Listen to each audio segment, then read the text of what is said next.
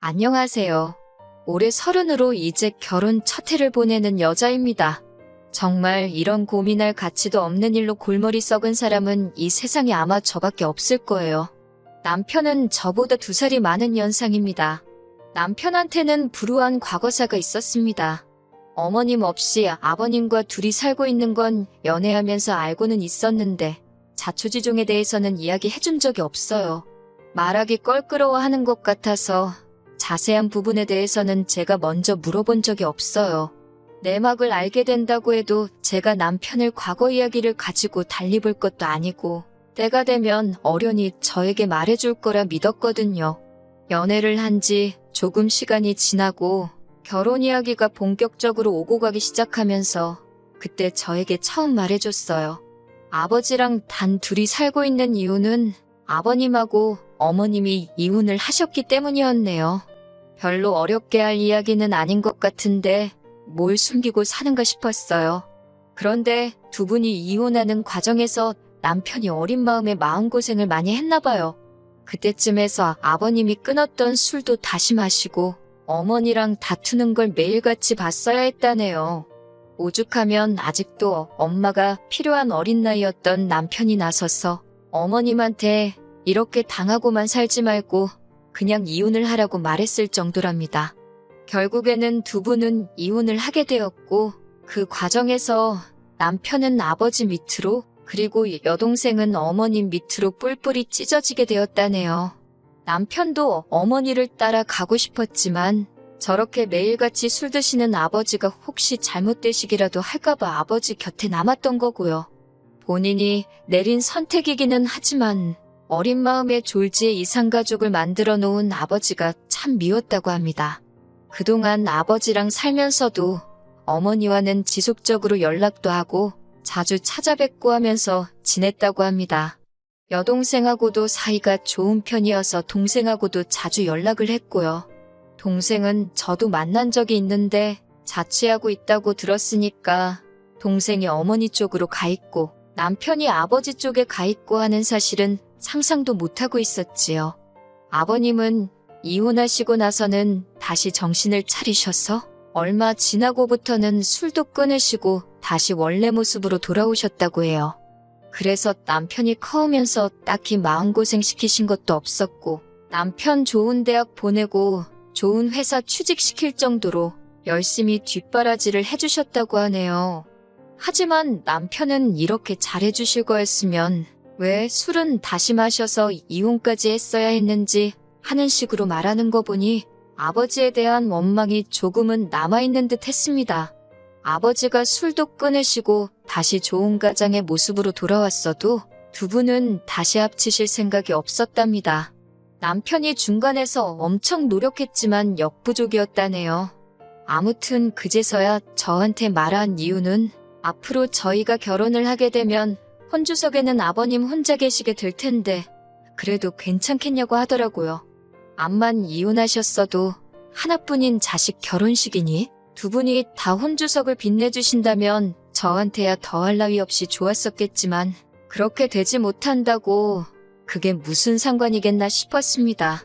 결혼 이야기가 본격적으로 오고 가고 나서 아버님과 저희 친정부모님 해서 양가 상견례는 이미 마무리가 다 되었던 상황이었습니다. 당시 남편은 아버님과 인사도 끝났으니 어머님이 혼주석에는 계시지 않겠지만 저를 소개하는 게 그림이 맞지 않겠냐며 자리를 한번 만들어도 되겠냐고 허락을 구하더라고요. 이혼하셨다고 해도 여전히 남편의 어머니인 사실은 변함이 없으니 저도 흔쾌히 그러기로 했어요. 남편의 여동생은 저도 몇 번 만났고 혼자 서울에 자취를 하고 있었기 때문에 어머님은 혼자 서울에서 조금 떨어진 지방 중소도시에서 지내고 계셨습니다. 거리도 있고 한동안 코로나로 난리도 아니었으니 남편도 요 근래에는 통 찾아뵌 적이 없었나 봐요. 그 당시에 저에 대한 이야기를 따로 해준 적이 없었는지 어머님은 남편이 저를 결혼할 사람이라고 소개했을 때 많이 놀라는 눈치였습니다. 그리고 소개시킬 거면 미리 말을 해주지 그랬냐며 한마디 하셨어요. 조금 분위기 좋은 식당에서 만날 걸 그랬다고 하시더군요. 저도 남편한테 소개시키러 오는 자리를 어머님한테 미리 말씀도 안 드린 거냐 한마디 했어요. 남편은 너스레를 떨면서 깜짝 놀래켜주고 싶었다고 말하는데 그런 모습을 보아하니 떨어져 지냈다고 해도 남편이 어머님과 이런 장난을 주고받을 정도로 사이가 많이 좋구나 하는 생각이 들었습니다. 솔직히 보기 좋더라고요. 그런데 어머님하고 한참 식사를 하고 있는데 어머님이 이 자리에 한 분이 더 오셔도 되냐고 물어보더라고요. 남편이 누구시냐 물었는데 어머님도 똑같이 너희들 깜짝 놀래켜주고 싶으니 당신도 말을 안 해주겠다고 하셨습니다. 그리고 식당 안으로 어떤 남자분 한 명이 들어오는데 남편 표정이 살짝 굳어지는 걸 느꼈어요. 그리고 그때 사건이 터져버리고 말았네요. 어머님은 그 남자분을 저한테는 시아버지 되실 분이라고 소개를 해주더라고요. 그때 좀 혼란스러웠지요. 헷갈리니까 족보 이상하게 만들지 말고 제대로 정리하고 넘어가자고 말할 수도 없었고요. 자리가 자리였더니만큼 괜히 토달지 않고 그냥 넘어가려 했었어요. 남편이 어떻게 정리를 잘해줬으면 좋았겠는데 남편도 뭔가 평소랑은 사뭇 달라 보이고 말수도 적어지고 반응도 싸늘했거든요. 어머님이 식사도 다 끝났으니 조용한 데로 옮겨서 이야기나 더 나누자고 하시는데 남편이 급한 볼 일이 있다고 하면서 자리에서 벌떡 일어났습니다. 돌아오는 길 차 안에서 남편은 전에 없던 표정을 하고 있었어요. 무슨 일이냐고 물어보는데도 생각이 정리가 안 되는지 심각한 표정으로 운전대만 붙잡고 있었습니다. 중간중간 깊은 한숨을 계속해서 내쉬면서요. 서울에 도착하고 나서야 남편은 여동생한테 전화를 했습니다. 어머님, 아버님이 갈라선 것만 알지 자세한 내막은 제가 전혀 모르는 부분이다 보니 함부로 끼어들 수가 없었어요. 그런데 남편은 말 그대로 멘붕이 왔는지 어이없어 하면서 말을 잇지 못하더라고요. 남편은 생각이 정리가 겨우 다 된 건지 그제서야 저한테 입을 열었습니다. 눈가에는 눈물까지 고여서 자기는 이제 어떡하냐고 하면서 제 앞에서 처음 눈물을 보이더라고요. 참 놀라운 이야기였습니다. 아버님하고 어머님이 이혼할 때쯤에서 아버님께서 술 취해서 항상 어머님한테 폭언을 하며 언급하던 사람이 있었답니다. 어머님은 말도 안 되는 소리 하지 말라고 했고 아버님은 항상 술에 취해서 그러고 계셨으니 남편 눈에는 그게 다 아버님께서 어깃장을 부리고 있었다고 믿었던 거예요. 그리고 오늘 그 자리에 저희들한테 소개해준 그 사람이 아버지가 항상 어머니와 싸울 때마다 언급하던 그 사람이라는 거예요. 아버님이 술 마시고 부리는 주사와 의처증 때문에 어머니가 도망갔다고 그렇게 믿어왔는데 그게 아니었던 겁니다. 어머님이 다른 남자를 만나고 있던 게 사실이었고 아버님은 그 사실을 견디기 힘들어 끊었던 술을 입에 다시 대기 시작하셨던 거고요. 그렇다고 술을 이기지 못해 가족들한테까지 피해를 끼친 아버님 잘못이 없어지는 건 아니겠지만 남편이 원망했어야 하는 건 아버님이 아니라 어머니였다는 거죠. 동생은 이미 오래전부터 어머니가 그분을 만나고 있다는 사실을 알고 있었답니다. 자기도 이 꼴 저 꼴 보기 싫어서 독립해서 무작정 서울로 상경한 거라고 하고요. 그 과정에서 아버님한테 도움도 많이 받았다고 하네요. 다 알면서도 남편한테 말 안 해준 건? 아버님이 아들 어미 사랑이 저런데 혹시나 마음의 상처라도 받으면 어떡하냐고 비밀로 해달라고 부탁을 했었다고 하더라고요. 여동생 입장에서도 어머니가 진짜 그 사람을 남편이라고 소개할 거라고는 상상도 못했던 일이기에 그냥 그동안 알면서도 아버님 부탁 때문에 남편에게는 쉬쉬하고 있었던 거라고 합니다. 아버님 또한 아들이 상처받는 게 싫어서 남편한테는 따로 해명을 하지 않았던 거였고요. 심지어 어머님이 저한테 시아버지라고 소개해준 새아저씨는 가정이 또 따로 있는 분이라고 하더라고요. 남편 동생 말로는 이혼만 해주면 어머니랑 살림을 합치실 거라고 했다는데 15년 세월 흐르는 동안 아직도 어머님은 이혼까지 해가며 그 집구석에서 첩대접을 받으며 생활하고 있던 상황이었습니다. 남편이 자기가 아버지를 오해했다며 자기는 어떻게 하는 게 좋겠냐고 하더라고요. 평생을 그렇게 알고 지내왔는데 자초지종을 알게 된 정신적인 충격이 너무 커 보였어요. 그 충격의 크기가 얼마나 큰지 제가 감히 가늠할 수조차 없겠죠. 달리 다른 말은 못하겠고 아버님한테 이제부터라도 잘하면 되는 거라고 했습니다. 아버님이 비밀로 하신 것도 나름의 이유가 있지 않았겠느냐고요. 뒤늦게라도 오해가 풀렸으니 더 다행인 거고 그게 우리 결혼하기 전이라서 더 다행인 거라고 남편을 다독여줬습니다. 남편도 생각했던 것보다 금방 털어내고 일어났어요. 자기가 마음고생한 게 힘들어한다고 없어진 것도 아니고 말이죠.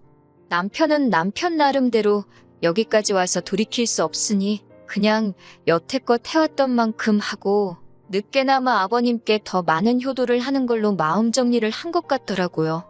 솔직한 마음에 남편이 어머님에게 미련을 두는 것부터가 이해가 가질 않았습니다. 여태껏 해온 만큼 한다는 말이 도무지 이해가 가지를 않았어요. 몇 번이고 아들한테 진실을 말할 기회가 있었는데 그동안 이런 방구도 없다가 정말 말도 안 되는 타이밍에 사실은 당신이 바람핀 게 맞다고 충격 고백을 해버린 거잖아요. 하지만 남편 마음에 내심 어머님이 불편해지기는 한 것 같더라고요. 물어보지는 않았지만 그 뒤로 어머님께 따로 연락을 드리거나 한 적은 없는 것 같았어요. 그런데 어느 날 저한테 어머님으로부터 연락이 오게 되었습니다. 결혼 준비는 잘 되고 있느냐 하는 안부 전화인 줄 알았어요. 혼주석은 아니더라도 하객으로 오시기로 했으니 그런데 남편이 통 연락이 없으니 결혼식 날짜도 언제인지 모르고 궁금해서 전화했다 하시더라고요. 문제없이 결혼 준비도 잘 되고 있고 날짜는 아직 안 잡혔으니 잡히자마자 바로 알려드리겠다 대답했습니다. 그런데 어머님이 다짜고짜 저한테 그러는 게 아니라고 하더라고요. 결혼이라는 게 일륜지대사인데 시어머니인 자기가 상황을 속속들이 알고 있어야 한다면서요. 그렇게 잔소리가 이어지다가 결국 저한테 전화한 본론을 꺼내시더군요. 예단은 어떻게 하기로 했냐고 물으시는 거예요. 저는 그 말을 듣고 순간 흠칫했습니다. 다른 남자랑 3살림 차려서 이혼하신 시어머니한테 예단까지 하는 게 맞나 싶었거든요. 제가 말을 잇지 못하고 있으니 자기가 큰 거 바라는 게 아니고 지금 살고 계시는 집이 많이 낡았으니 도배랑 장판이며 간단한 리모델링 정도만 해주면 된다고 하시면서 자기가 견적도 다 받아놨다고 자기 계좌로 500만 원만 보내주면 된다고 하시는 거예요. 어이가 없었어요. 솔직히 예단이나 그런 걸 떠나서 이건 거의 삥 뜯는 거나 마찬가지잖아요. 그래도 남편과 어머님의 관계도 있었고 하니 제가 남편하고 상의해보고 연락을 다시 드리겠다 했습니다. 그런데 어머님은 예단은 원래 여자 쪽에서 해가는 건데 당신 아들과 상의할 필요가 뭐가 있느냐고 하시더군요. 해달라는 대로 해드려야 하나 말아야 하나 솔직히 며칠 고민했어요. 어머님한테 말했기를 남편하고 상의해본다고 했지만 괜히 말했다가 남편이 엄마 편을 들면 그건 그거대로 화가 날 것 같고 그렇다고 남편한테 엄마랑 나랑 둘 중에 하나 정해라고 하는 것 같기도 했거든요. 그런데 혼자 그러고 있어봐야 몇 번을 생각해도 아닌 건 아닌 거거든요. 제가 해줄 것도 아니고 오히려 어머님이 어머님대로 남편한테 저를 이상한 사람 취급하며 전화를 하게 만들 바에 제가 선수 치는 게 낫겠다 생각해서 남편한테 말했어요. 남편은 그 자리에서 딱 잘라서 그걸 왜 해주냐며 해줄 필요 없다고 단칼에 정리를 해주더라고요. 그것도 모자라 바로 어머님한테 전화해서 그건 동생 시집 보내실 때 동생 남편 쪽에 물어서 받으시라 강하게 말하더군요. 제가 왜 이걸 여태 혼자서 고민했나 싶을 정도로 시원하게 말을 해줘서 한시름 놓았습니다. 그래도 평생 연락하며 지내온 어머니인데 팔이 안으로 굽지는 않을까 내심 걱정했었으니까요. 결혼식 얼마 남기지 않고 어머님이 그것 때문에 기분이 상해서 그러신 건지는 모르겠지만 막무가내로 당신이 혼주석에 새아저씨랑 같이 해서 앉아야 쓰겠다고 억지를 부리시기 시작했습니다. 그래도 아들 결혼식인데 엄마가 당연히 혼주석에 앉아야지. 하객으로 부를 생각을 하느냐고 저희 보고도 생각이 짧다고 뭐라 하셨어요. 아버님까지 같이 해서 셋이서 앉아있으면 되는 거 아니냐고 억지를 부리시는데 남편도 이때는 속이 많이 상해 보였습니다. 그래도 어머니 과거 마음에 묻고 아무 일도 없었던 것처럼 살기로 마음먹었는데 들어주기 힘든 요구를 계속해서 해오시니까요. 결과적으로는 어머님의 요구는 받아들여지지 않았고 기어코 어머님은 아들 결혼식에 얼굴도 내비치지 않았습니다. 남편은 덤덤하게 넘어가려고 했지만 많이 아쉬워 보였어요. 아무튼 그렇게 저희는 결혼식을 무사하게 끝마치고 정식으로 부부가 되었지요. 그리고 얼마 전 추석 연휴가 시작하기 얼마 전의 일입니다. 결혼 후에 첫 추석이니 저희가 계획을 세우기를 첫날에는 아버님 댁에서 하루 보내고 둘째 날에는 친정에서 하루 보내고 나머지 날들은 집에서 푹 쉬는 걸로 나름대로 계획을 세우고 있었습니다. 그런데 갑자기 제 전화기가 울리는데 평소와 똑같은 벨소리였는데 그날따라 소리가 불길하게 느껴지더라고요. 안 좋은 예감은 틀리는 법이 없다더니 어머님한테서부터 걸려온 전화였습니다. 결혼 전에는 예단 안 준다고 삐치고 그것 때문에 결혼식도 참석 안 하신 어머님이 하실 만한 말씀은 아니었던 것 같습니다. 이번 추석의 명절 당일날 동생 데리고 같이 내려오라고 하시더군요. 그날은 남편하고 친정에 가기로 정했다고 그래서 못 찾아뵙겠다고 말씀드렸더니 저보고 그러는 거 아니라고 하시면서 양가를 똑같이 챙겨야 한다고 하시더라고요. 양가 똑같이 챙길 거라고 연휴 시작하면 아버님 댁에서 하루 보내고 명절 당일날에 친정에서 하루 보내기로 한 거다 하고 설명을 드렸죠. 그러니까 어머님이 여자는 명절 당일에 친정을 가는 거 아니라고 그러니까 친정에는 명절 다음 날 가고 저희 보고 명절 당일에는 시댁으로 내려오라는 겁니다. 그 집구석이 시댁이라고 하는 것도 어이가 없었지만 더 어이가 없는 말을 이어서 하시더라고요. 첫 명절이니만큼 자기도 며느리가 차려주는 밥 한번 먹어봐야겠고 아들 내외한테 효도도 받아야겠다고 하시면서요. 효도를 계속 강조하시는 걸 보니 내려와서 밥을 해주든 사주던지 하고 용돈까지 달라고 길게 돌려서 하시는 말로밖에 안 들리더군요. 듣고만 있기에는 너무 안타까워서 한마디 했습니다. 어머님한테 아무리 착각은 자유라지만 잘못해도 너무 잘못 생각하고 계시는 거 아니냐고요. 제가 어머님을 아줌마가 아니라 어머님이라고 불러드리는 이유는 남편을 낳아주신 분이기에 어머님이라고 불러드리고 있는 것일 뿐 제가 남들 하나밖에 없는 시댁을 저 혼자만 2개를 갖고 싶어서 어머님이라고 부르고 있는 게 아니라고요. 저한테 시아버지 되실 분이라고 소개해 주셨지만 그분은 어머님이랑 사실 분이지 저랑은 상관도 없는 사람이지 않냐고. 그렇게 된다면 어머님한테 효도해야 할 자식들은 그쪽에 따로 있지 않으시냐고. 번지수 잘못 찾으신 거 아니냐고 했습니다. 왜 그쪽 집구석하고는 일도 연관없는 저희들 보고 남의 집에다가 효도를 하라고 하시는지 모르겠다고 말이지요. 자꾸 모르는 집에 효도하라고 강요하시면 저도 어머님을 어머님이라고 부르지 못하고 아줌마라고 불러야 한다고 말씀드렸어요. 어머님이 중간중간에 끼어들면서 제 말을 끊으려고 하고 말 다 했냐고 성질을 부리셨지만 아랑곳하지 않고 저도 어머님이 끼어든 말에 다시 끼어들어서 제가 하고 싶던 말 다 했습니다. 그동안 알게 모르게 마음고생하고 아직도 마음속에 죄책감을 가진 채 상처 속에 살아가는 남편을 떠올리니까 너무했다는 생각도 들지 않고 말이 술술 쏟아져 나오던걸요? 어머님은 저보고 말 잘했다고 이거 다 녹음해놨으니 자기 아들 들려주고 저는 책임지고 당신이 이혼을 시키겠네 어쩌네 하시더라고요. 그래서 저도 그러실 수 있으면 그렇게 하시라고 했습니다. 이미 제가 엎질러버린 물이고 남편이 만약에 제가 아니라 어머니를 택할 사람이라면 하루라도 빨리 털고 헤어지는 게 맞다고 생각했거든요. 남편이 퇴근할 시간이 지나서도 집에 오지를 않더라고요. 전화를 아무리 걸어도 통화 중이고 솔직히 이때 저도 안 좋은 생각을 했습니다.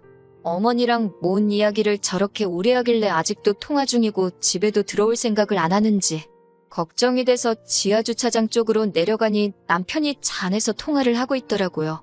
얼마나 통화에 열중했는지 제가 근처를 지나가는데도 보지 못하고 무슨 이야기를 했는지 모르지만 제가 차 근처에 갔을 때는 통화가 마무리되고 있는 상황이었습니다. 남편은 화가 많이 나 보였고 차 밖에도 소리가 새어나올 정도로 큰 목소리로 전화를 하고 있었네요. 어머니 때문에 자기가 아버지와 평생 오해도 풀지 못할 뻔했고 동생도 저한테 비밀을 가진 채 살아갈 뻔했다고.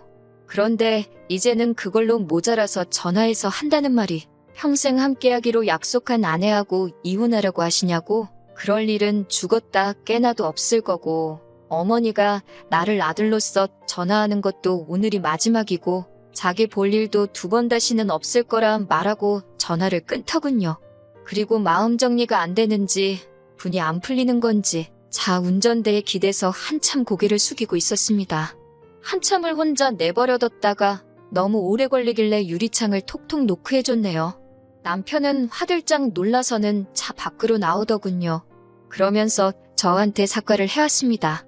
이미 예단 이야기 나왔을 때, 아니, 저한테 그 자식을 시아버지라고 소개했을 때부터 진작에 연을 끊어버렸어야 했는데 자기가 모질지가 못해서 못 볼 꼴 보게 만들었다고 미안하다고 하더라고요. 그리고 자기가 정신 차릴 수 있게 만들어줘서 고맙다고 앞으로 보란듯이 행복한 가정을 꾸리겠다고 약속해왔습니다.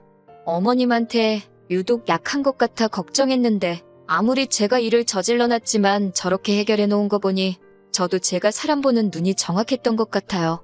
추석도 잘 보냈습니다. 저희가 가는 날 맞춰서 신우도 따라왔었습니다. 신우도 어머님한테 명절이고 생신이고 진작에 그 집에 발길을 끄는 지 오래였더라고요. 신우랑 남편이 한자리에 있으니 아버님도 세상 그 어떤 때보다 행복해 보이셨습니다. 어머님은 명절이라고 새아저씨 집에 같이 가 계셨을지 혼자서 외롭게 보내셨을지 모르겠습니다. 하지만 이제 보고 지낼 일도 없으니 제가 그렇게 신경 쓸 일도 아니겠죠.